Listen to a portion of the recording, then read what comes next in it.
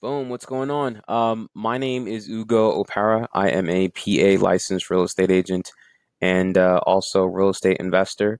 And in this video, we're going to talk about PHA um, and just my overall experience with PHA and and then let you interpretate that and hopefully empowers you to do more research and look at it. So one thing I want to do is I just want to jump right into it right off the bat. I want to talk about a lot of the ways that people look at PHA in a negative way. Um, and just talk about what I think the pros are and what I think the cons are. So real quick, one of the biggest myth with PHA is that most people just think that they're gonna get tenants that are gonna beat up their properties, right? That's the biggest myth that's the biggest myth with PHA. They think they're gonna get trifling tenants that don't care about the property. They just come in because it's free, so or inexpensive or little money out of their pockets. They don't care about the property. They don't care about the what they're living in, and you give them a nice place, and they just gonna tear it up. And they're just ratchet, and they're unrowly, and just disrespectful, whatever. And that's not the case, right? And let me take a step back. PHA is public housing assistance. So it's subsidized housing. Let's say the rent is $1,000, but you're not able to, you're not your income for whatever reason is not there where you can afford $1,000 or you make below whatever the case may be, and you qualify for this type of programming, then now your rent can be subsidized. So if the rent is 1,000, maybe PHA covers 700 and you pay 300, or 800 and you pay 200, or wherever the case may be. That is what PHA is. That's what public housing is.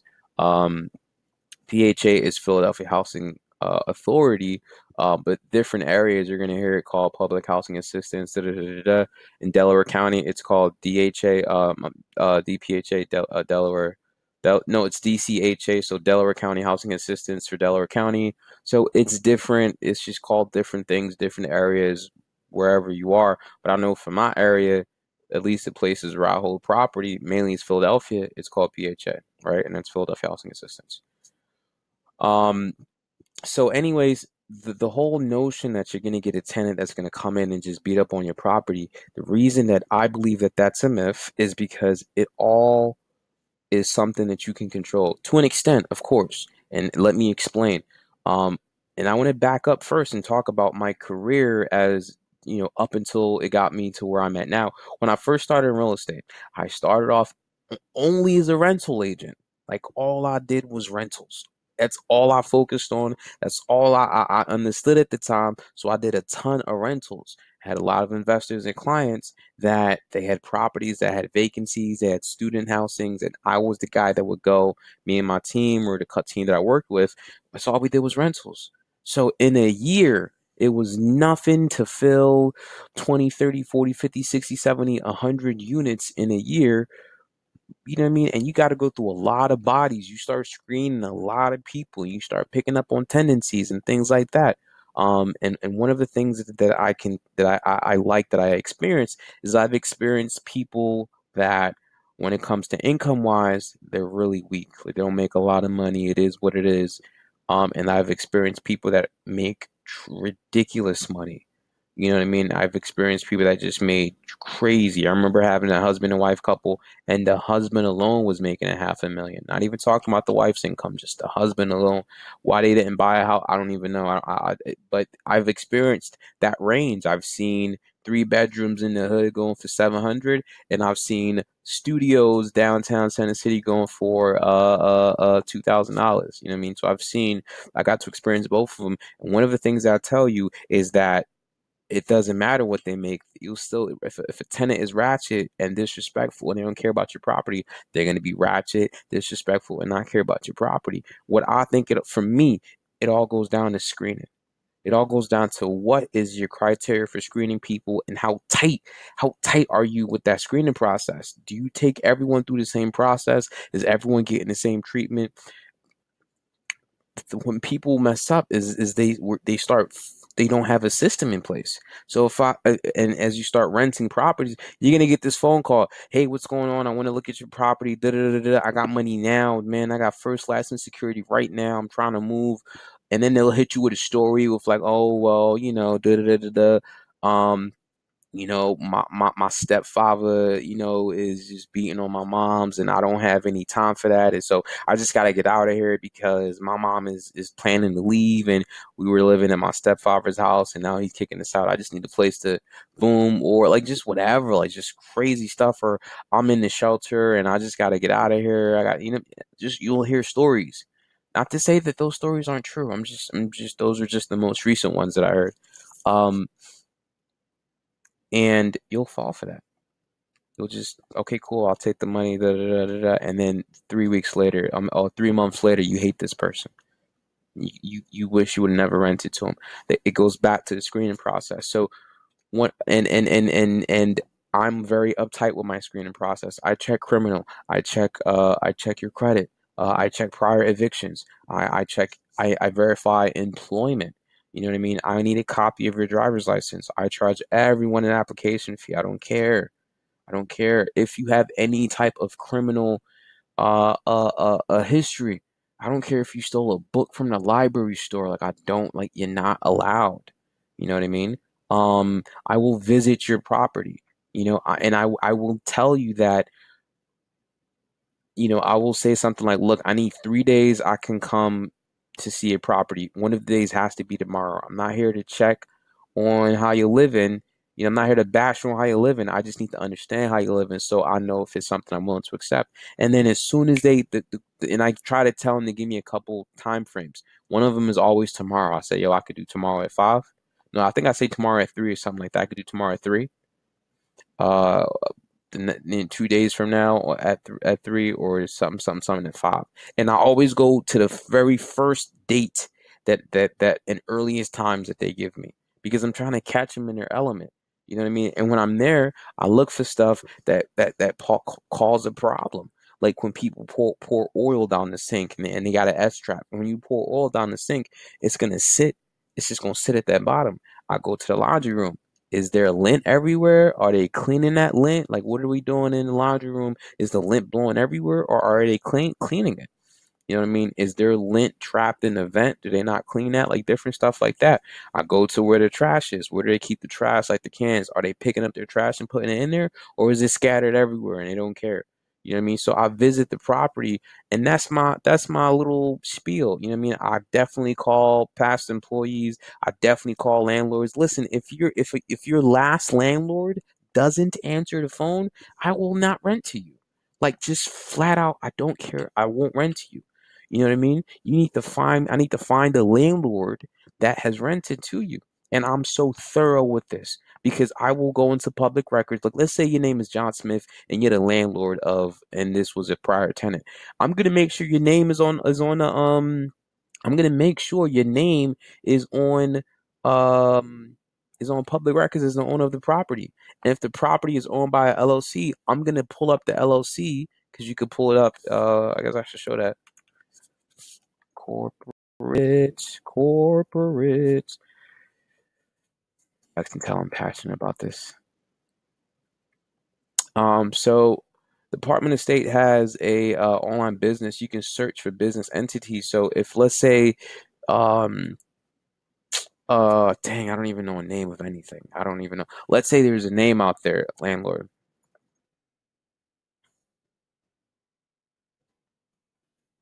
Yeah, search.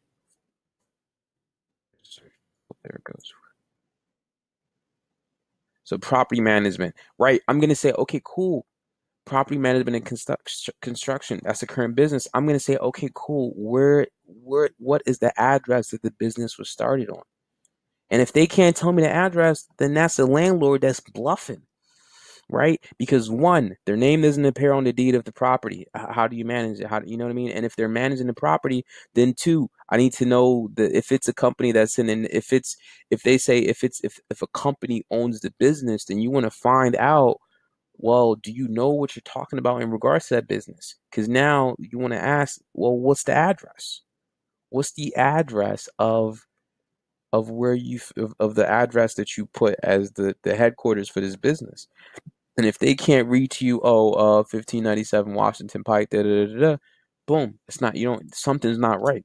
If it's a real estate agent that says, "Oh, I manage the property," that's great. Let me, what's your rental, what's your real estate license number, and you can verify that. You know what I mean? Does it verify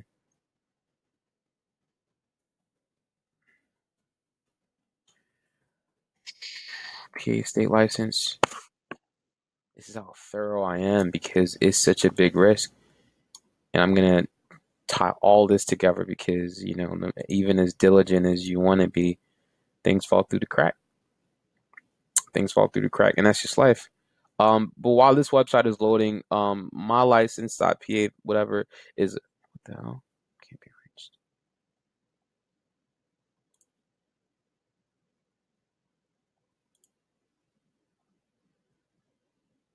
License, all right, so cool. License verification services. You can go here and verify someone's license, right? So if it's a real estate agent, you just type in their license number. Let me just type mine real quick. They should have it. And if it don't pull up, they lying. Something's wrong. Or if they can't give that out, da, da, da, da, there should be no real estate agent that has a problem with giving out their real estate license number. They should know it by heart. It should just be known by heart. They should know it the same way they know their social because it's that important. So if an agent can't ramble off with their real estate licenses, problematic. It's problematic. And then you follow up. You know what I mean? If you click this, it'll show you who my brokerage is. I'm gonna show you. So now you know that it's United Real Estate. Find out what United Real Estate is and give them a call, and then verify that that guy is able to verify that they're licensed to even do property management, right? So you have United Real Estate Philadelphia. You know the address, you know everything. I will go to this website, do a search on it, and call, right? We're closed because it's clearly Sunday at 22:01. We're closed. But you go in here, you call them, and then you just say, hey, I'm screening the tenant, right? They put this person as a property manager, right? And I just want to make sure that one, this person is actually licensed to manage property. If not licensed to manage property, that's a red flag, right? A real estate agent that's working with a brokerage and the brokerage doesn't practice property management, then this real estate agent is in some type of breach, right? That's problematic, right? Then that could just mean that there's a lie. Someone's lying somewhere. You see the broker, and it's not the brokerage. Brokerage has no reason to lie. Brokerage is always going to tell you the absolute truth. Real estate agent is lying, tenant is lying, regardless of what the case may be. Once the story doesn't add up, I'm done. I'm done. Like it's just there because there's such an abundance of tenants out there. There's no scarcity of tenants. At least for Philadelphia. At least for Philadelphia, there is, and they all want the same thing: quality property. Quality property. And as long as you screen and you go ham into this as much as possible, then you're going to be fine. And it sounds like I'm doing a lot, but I might only get like 10 applications on a property if you know what I mean. I might, or I might, I'm lying, dude. You might, yeah, with Section 8, you might actually get 20, 30. And based on your vibe and how you feel, people are gonna like it or not like it. Da, da, da. You might get actually 10 people that submit applications and everything like that. And as you screen them, like five of them are just gonna fall flat on their face, right? And then you have a good group of five, and then maybe when you visit the properties, three of them fall off the face, and then you got two, and one is gonna have an issue where they can't get the deposit money up, and one's gonna, win out. And that's the same thing. And you keep that other one, and you hopefully you push them through another property. But I said all this to say that when people make that complaint that the tenants are this, that, and the third, for me, I always default and say, hey, you can only do so much. If you did all this and the tenant still sucks, yo, that's just a crappy tenant. And you did your due diligence. You did the best you possibly could. And sometimes it just happens. You just got to take that L. It's nothing personal. Don't beat yourself up about it. You just gotta ride the tide and come out a stronger person. And that's it, because I've had to do it several times, and each time I've gone through that cycle, it's helped me narrow down and narrow down and narrow down, and that's why I now visit properties. I didn't used to visit properties before, and now I visit properties. If someone says they don't want me to visit the property, well, you don't want to live here. Next.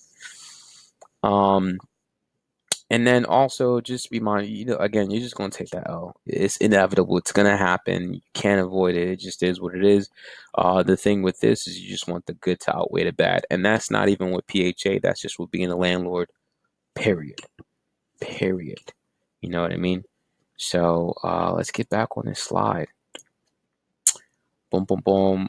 So I talked about the myths, and I just want to dive in and focus on something a little bit more structured, because that's if I don't, I start to ramble. I don't know if you have noticed, but getting started, in order to work with PHA, you have to attend two workshops in Philadelphia. The workshops are held on Wednesday, so you go one Wednesday, and then there's a part two. You go to the second Wednesday, and after you're done that, they certify you as a HVC landlord, and you have that certificate. And that certificate they need to see in order for you to actually participate in the program, right? On top of that, you want to make sure that you, as an entity or as a solo entrepreneur, or whatever you want to doubt yourself, or if you're doing business in your name, and which you have to, if the property is in your name, you got to do business in your name.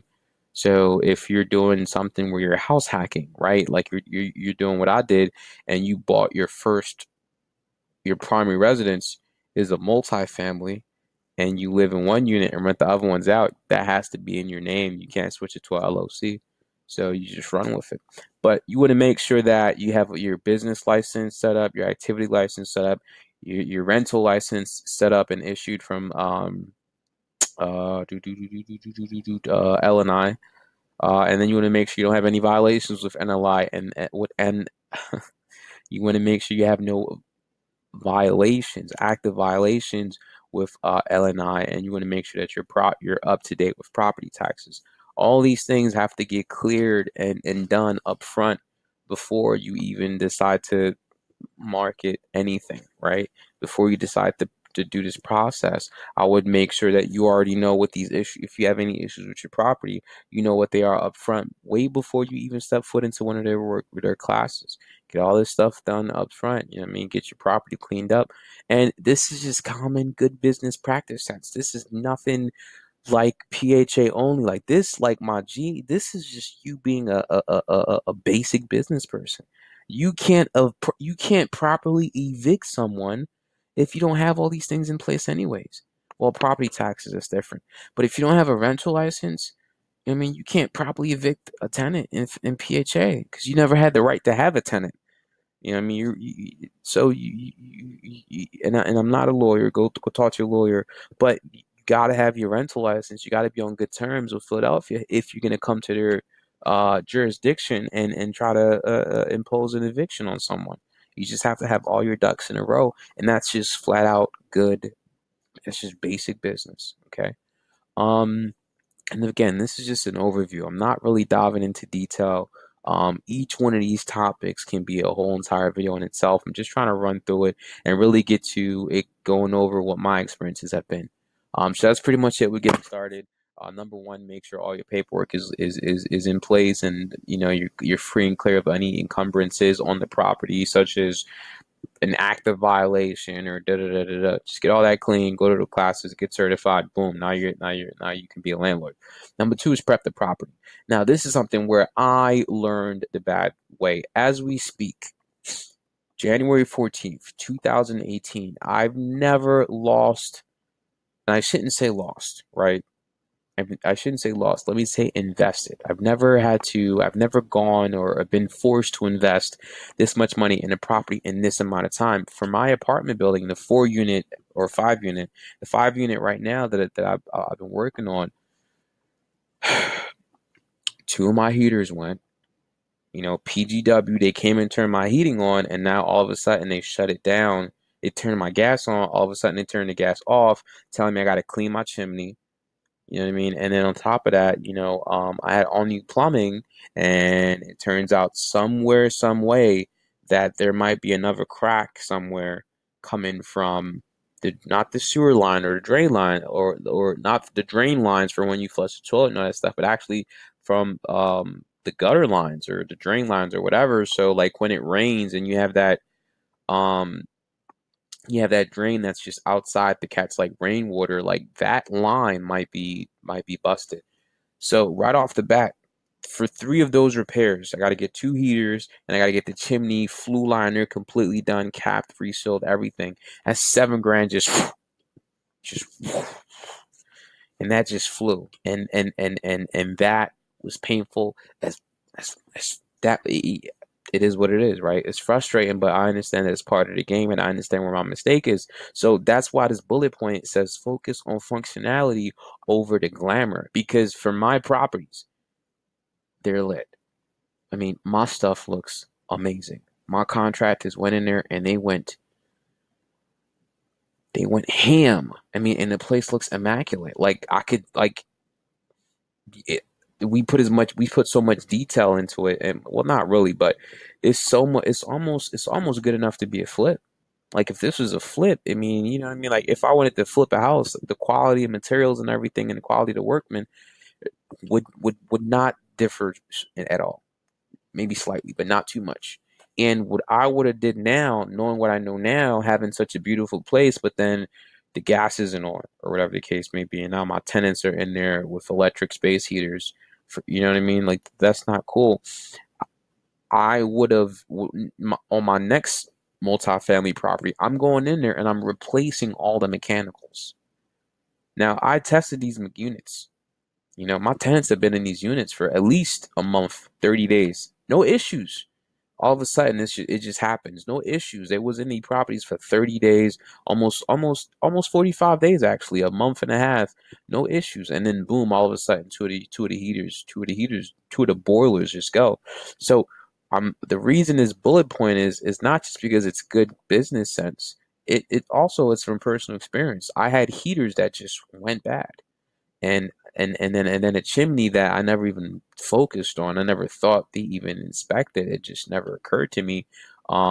Because when I think of a chimney, I'm expecting to see a fireplace, and because my units don't have enough. My apartment building didn't have any fireplaces in the units. The concept of a fireplace never occurred to me.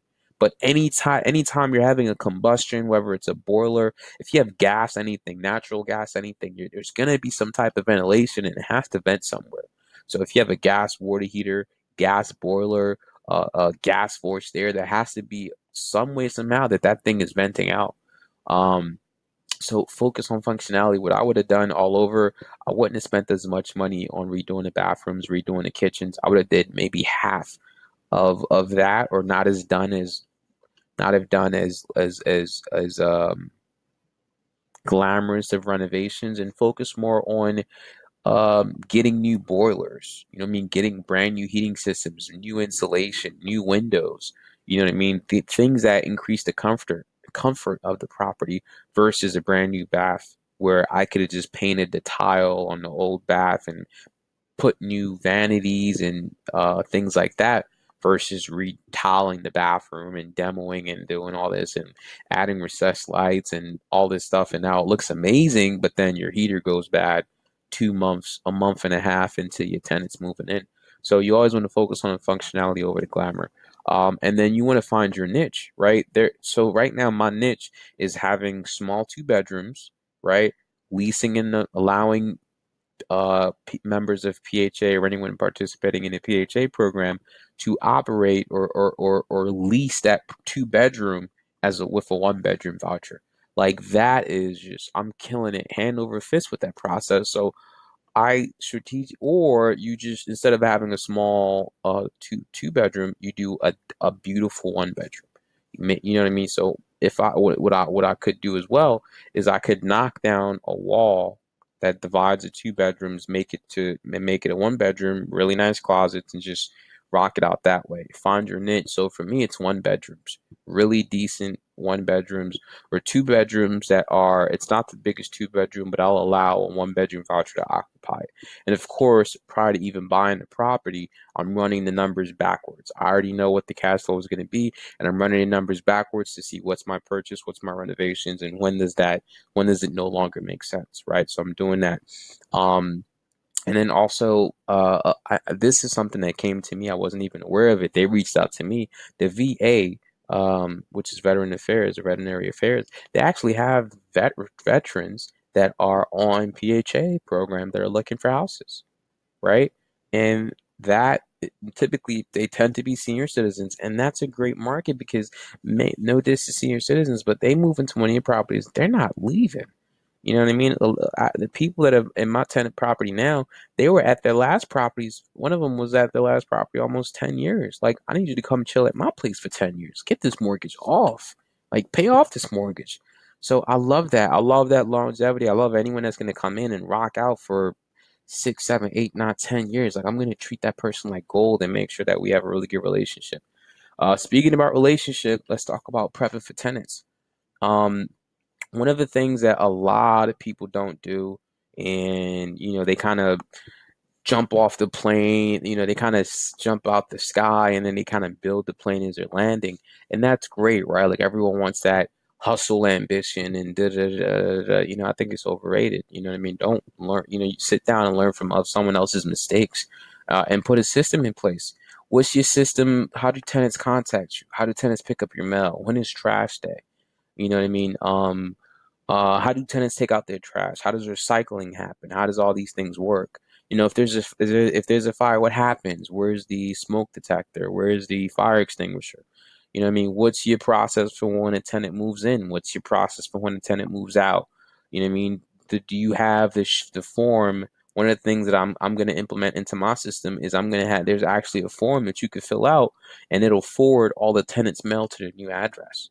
That's a blessing to have a tenant move and none of their mail keeps coming to the address. That's a blessing. That's something that you want to put into your system. What's the tenant system for reaching out to you if there is a repair that needs to be made? You know what I mean? And then what's the process for your contractor that's coming in to make the repairs? What is that process? Do they communicate? What happens there? And it could be as simple. Mine is super simple. I have the tenant. I say, listen, don't call me at all. My tenants don't call me. They either text or they email me, right? And the reason why they text and email is because it's right there. They can say, oh, well, we talked about this. No, no, no, no. There's no text message or email and so we never talked about it. That phone conversation is he say, she say. I don't believe in it. I don't like it. But that text message, that email that you read and you clicked the send button and then you didn't follow up with anything else to verify it or whatever, that is documented. You can't debate that. No one put a gun to your head and said you to send that. So that's my system. I say, Mr. and Mrs. Tenant, if you have a problem, I need you to text or email me what the problem is and give me 2 to 3 days of when you're going to be available. And then what I do is I send that information. I send it to my contractor, electrician, plumber, whatever the case may be, roofer, I don't know, and say, hey, tenant, Mr. and Mrs. Tenant at 123 Main Street seem to be having an issue with the drain. Give me 1 second. I gotta get this.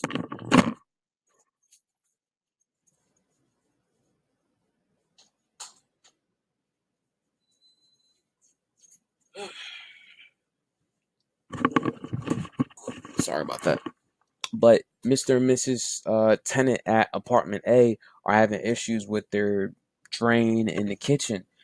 And then I will send that number, the tenant's number, to the plumber. And then the plumber will take that information and create a text message. The text message will CC the tenant, CC me, and I'm seeing the entire conversation back and forth. When the plumber gets to the property, they're taking a picture of what the situation is. And then they repair it, and then they take an after picture of what the situation is. And that is my system. That's it. That's all I do for repairs. That's it. You know what I mean? And then we just keep rinsing and repeating. So if I ever get called into court and the tenant says, "Oh, my landlord was negligent," I just scroll through it. Like, yo, here's all the comments. Oh, here's when they did this repair. Here's and this is the tenant responding saying, you know what I mean? The tenant allows access. I'll never allow access. The tenant allows access. So the question is, well, how did this person get inside the property? Right? Things like that. That's your system. Have house rules, right? So one of the things that I do is, things like lockouts. If you get locked out, what's that process like? What's the cost to rekey? If you lose your mailbox key, what's the cost for that? When does music get quiet? When is it silent time? You know what I mean? What is that? You know what I mean? Maybe you have a parking space. What's the rule for parking? Is there a rule for parking? How does snow get shoveled? Da da da da da. And then the last bullet point is something that just kind of I facilitated at a property without even realizing I facilitated it, is to kind of create a community. You know what I mean? I want to make sure that, only thing I buy is apartment buildings. I want to make sure that when you know who your neighbor is. If it's a 4 unit and there's four neighbors living in this apartment, it's idiotic for them to not know who they are. I think so. I think so. So I make sure that everyone knows, like, okay, on the first floor is this person, apartment A is this person, apartment B is this person, apartment C. You know what I mean? And I try to make them like write little facts about them, like, oh, hi, my name is such and such, and I'm into gardening, or hey, my name is such and such, and I love my motorcycle. Like, just trying to, and that works really well because now, such and such goes upstairs to borrow sugar from this person, and it's just a um, great little mini community that helps kind of overcome any issues, because there's gonna be issues, but y'all kind of band together to help it. You know what I mean? So that's where I'm at with prepping for tenants. The next one is to prep for finances. And right off the bat, I just want to let you know I am not an accountant and I am not a financial planner. This is just what has worked for me. So number one is you want to set up a business bank account, right? If this isn't a property that you bought in an LLC, then that's okay. You could just set it up in your name.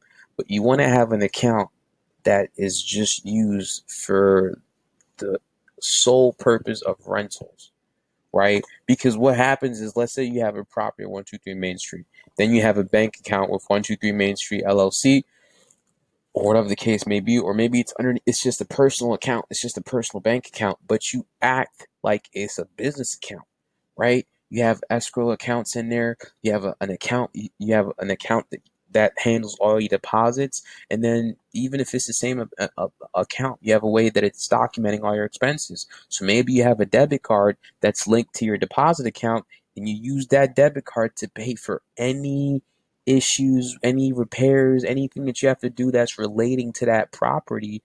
You pay it with that debit card. So now when tax time comes around, you have copies of your receipts, and then you have all of the deductions that you can say, look, these are all expenses for the year, and that you only use that debit card for that property. And that is very, very, very easy and very convenient, because you're not commingling. Commingling is anytime you have rental income from apartment A, and you're, instead of it going to its own separate bucket or bank account, it's just going into your personal bank account. So now you have rental income going into the same bank account that you have your W-2 income coming into. Like, that's called commingling, because there's no way to split what's in there. You know what I mean? Let's say you got $1,000 a month coming in from rental properties, and then you got 2,000 coming in from, or another 1,000 coming in, whatever. It's all going in there. When you go to pay something from that account, what money are you using? Are you using the business account? Or is that the rent? Are you using the rental money? Or are you using the personal money? Like, it's so easy for you to get in trouble by doing that. So you want to make sure that you don't. That's not the way to do it. The way to do it is you take what's called the owner disbursement. You own the company. It's your bank account. You go in there and you go to the bank, and then you make a withdrawal, or you write yourself a check or something like that. But you don't want to commingle funds together. You know what I mean? Because now it's just a disbursement from the owner. You have the right to pull that money, but you want to make sure it's done the right way. You want to make sure it's done the right way. And the way to do it is by separation. I mean, this is my rental account. This is my personal life account. And only time these two join together is when you withdraw money from the rental account and deposit it into your account as what's called an owner disbursement, or owner withdrawal, whatever you want to call it. And you just want to do it right. Again, I'm not an accountant. I'm not a financial planner. Make sure you reach out to your accountant You know what I mean? Make sure your accountant owns real estate for starters, right? Make sure your accountant does flips or owns rental property or own, you know what I mean? Whatever the case may be, make sure you vet your accountant, but, take these questions up with your accountant. um, I think I have spoken enough. PHA to me is dope. Is dope. They've done a lot of things to revamp the program. It means a completely new logo. One of the things that is really reassuring is that if you take a tenant, let's say you do have an issue with a tenant and you take them to the eviction. If you win that eviction, there's a high probability that that tenant that was on the PHA program is going to lose their voucher. It's going to lose their ability to participate in the program as a tenant that gets ridiculously reduced rent or the portion that they pay of rent. And what happens since they made that change is tenants are not acting up. Tenants are just well behaved. Tenants are not given any issues. So long as everything works and you make repairs and you keep it up and da da da da, you shouldn't have any problems with that. And the beautiful thing is this thing just hits your bank account. First of the month, it just hits your bank account. I love it. I don't have to chase anyone for rent. You know what I mean? Now for one of my property and blah, blah, blah. What you want to do is you want to try and get people where, let's say your rent is 1,000. You want to try and find people that are only going to be responsible for paying like 950 of that 1,000. You know what I mean? Which is rare, is going to be tough to find them all like that. Mine are pretty close. My rent is 900. I got one person paying, I think, $120, and I got another person paying $50. So I'm still getting, if the tenants never paid, I'm still getting enough to cover my mortgage payment and all my expenses, and that works for me. You know what I mean? But I like PHA. It's easy. Um, Money goes right into your account. You don't have to chase anybody, and there is more than enough. There's just an abundance of tenants that are looking for property, that are looking for decent landlords. That it's just you wouldn't believe the demand. The demand is ridiculous. You know what I mean? It's a ridiculously high demand. So if you're a quality landlord, or if you're working on becoming a quality landlord, like I am, I'm working on becoming a quality landlord. I am not there yet. My systems are not there yet. My processes aren't there yet. I got tenants in the property, and in the middle of them being in there, I had to replace the heat. Like I could have replaced that well in advance, but I was so focused on making sure everything looked great that, when we ran it and it worked, I was just like, all right, cool, next. And I don't think there's anything else I could have done to figure that out, but it still happens. You know what I mean? And I'm doing my best to try to overcome that. So that's why I'm saying I'm working on becoming a dope landlord. But I think we're gonna stop. I think there's a lot of information that I just dumped, and I want to, just kind of shed light on the PHA program. I think it's a great opportunity if your business model is to buy and hold.